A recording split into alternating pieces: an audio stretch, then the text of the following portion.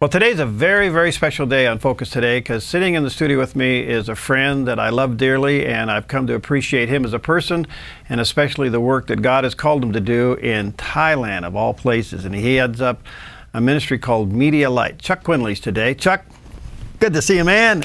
Always great to be with you again. You are a special guy. So MediaLight in Thailand, you've been there how long? Been in Asia since 1990. Wow. Raised our family there. Yeah, and God called you there as a missionary years ago, and been involved in Bible schools and radios, and now teaching media. Yeah, actually we were church planners, and I was a seminary professor and then president. We did that for about 20 years, and over time I just saw these huge changes taking place. And we have 6 kids, and our baby especially, she picked up every word of every song.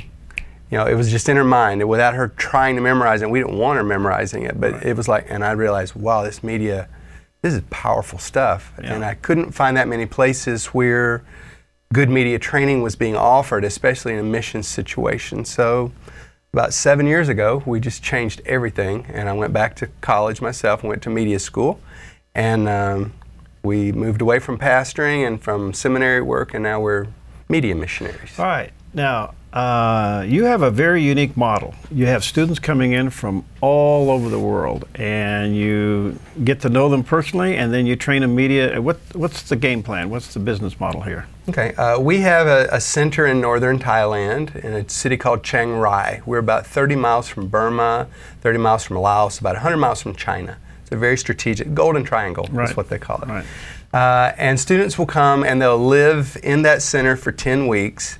And we deal with spirituality, discipleship, leadership, personal life management, and then about half of our energy goes to professional media training. We work 6 days a week, and we do that for 10 weeks. So over 10 weeks, you get as many hours as if you'd gone to university for 18 hours of classes for an entire year.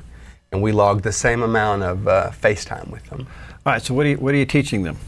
On the personal side, we do some diagnostic work. Like we'll do their personality testing, and we'll have them go back through their family history about, you know, what is their family about anyway, and what's their role in that story, and how does God use them normally in life. That can be quite emotional. It is, and that's usually the beginning of it. You know, people send us their organizations will often send us their people that they hope could establish a media program for them, and they see them as talent, and then when we get them, we see them more like people, and we start talking about this stuff, and they get very emotional, and they usually start with, I've never told anyone this before. Wow. And then I know this is good. God's going to do some work. He's going to heal them, you know, because what we don't want is that they have all this personal, you know, undealt with stuff, and they drag it into their ministry, and they're like walking wounded. Wow. And we just want to be a healing place, but while they are healing, we want them to pick up the media skills that they need for professional video production. All right, so a lot of these students never looked in the right end of a camera before, and so it's really foreign to them, right? That's a real challenge. Really? Because we teach everything from camera to editing to script writing to producing and directing, and we make them get in teams of 4, and they transition roles as they do a project every week. And mainly it's learned by doing, and the bigger issue is not whether they've ever done this, it's whether they speak English. Because we have them from so many countries that we can't teach in their languages, because we don't have a specific school for each nation. We just have to have one. Yeah. And that's usually the battle, is because about 1/3 of our students will come and their language is really not there. And you've had quite a variety. You've had them from Russia and South Africa, where? Yeah, Ethiopia. We have Kazakhstan this time. It's the first time we have a student that we have to like black out his really? Identity at school for anything that we publish. But yeah, we've had them pretty much every Asian nation, Mongolia. But the farthest was probably, we had one from Sweden and one from Ethiopia. Wow. I don't even know how they hear about it. So your goal is to teach them media, and in teaching them media, what do you want them to do with this knowledge? What's your overall missionary heart wanting them to do with this knowledge? They come to us because they already have it in their heart, and they want to be, they don't know what it is, but they know that we have to use media better. The way I feel about it is the world's language has shifted. You know, before, the early church was able to go anywhere in the known world and deliver the gospel powerfully because the whole world spoke Koine Greek, and so did we. Yeah. And now it's like, if we went to the whole world and we had our chance to give them the word from God, and we spoke in Koine Greek because it worked before, and the word would be fruitless, and it's not the problem of the word. We don't speak the right language. And today, the language is media, and you know, we don't have to sell people on that. Young people are receiving media in different forms for about 10 hours a day. And so we're just trying to get some people within especially the countries that have 1% Christianity, where they're the most persecuted. If anybody knows how to use media, those countries have to. Right. So we're trying to give them some media specialists who can share that knowledge with their own people.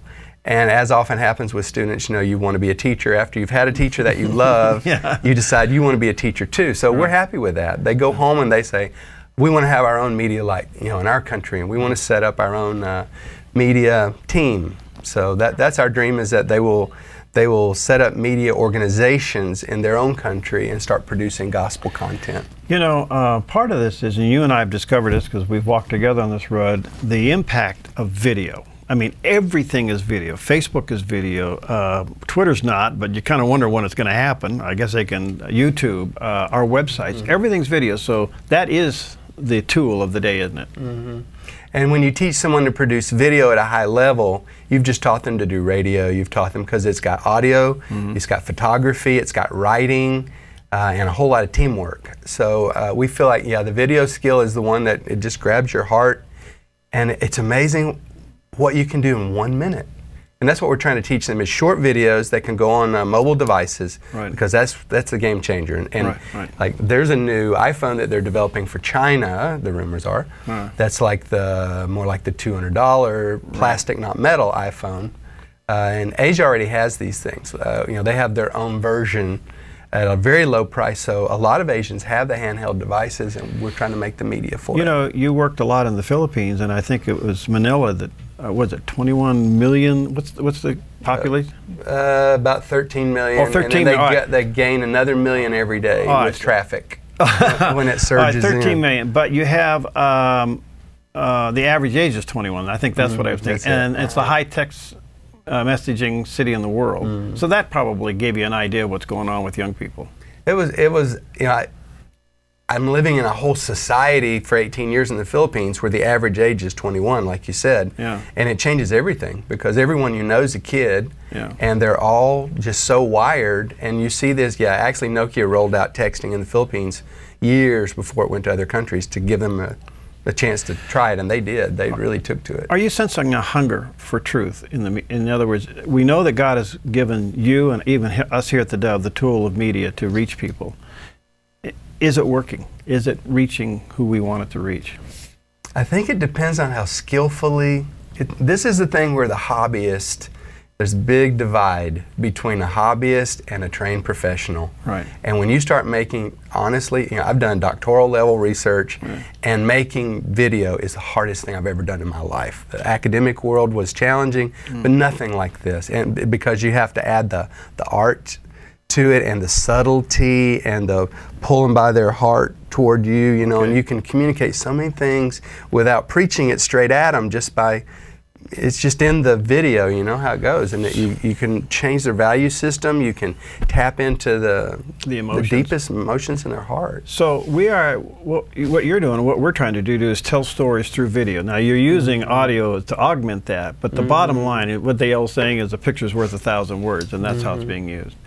Where do you see all this going? I mean, the technology out there is mind-boggling. You know, we launched on Roku, and we're still trying to handle the response to that. I mean, it's a whole new level of communicating. Barriers to entry have just fallen. Before, you had to have millions of dollars, big money for everything, and now it's like free apps. It's all, I mean, an iPhone, you can do amazing work just with an iPhone with the right lighting. But so now it's, if everyone's a producer, most of what we produce is really not high quality. So it's those people that really learn the craft and learn the language. Basically, it's a language, the language of media. People are going to listen to them, because theirs are going to stand out, whether it's on a cell phone or you know, or on the big screen. All right. All right. So the website people want to get in touch with you and correspond with you is what?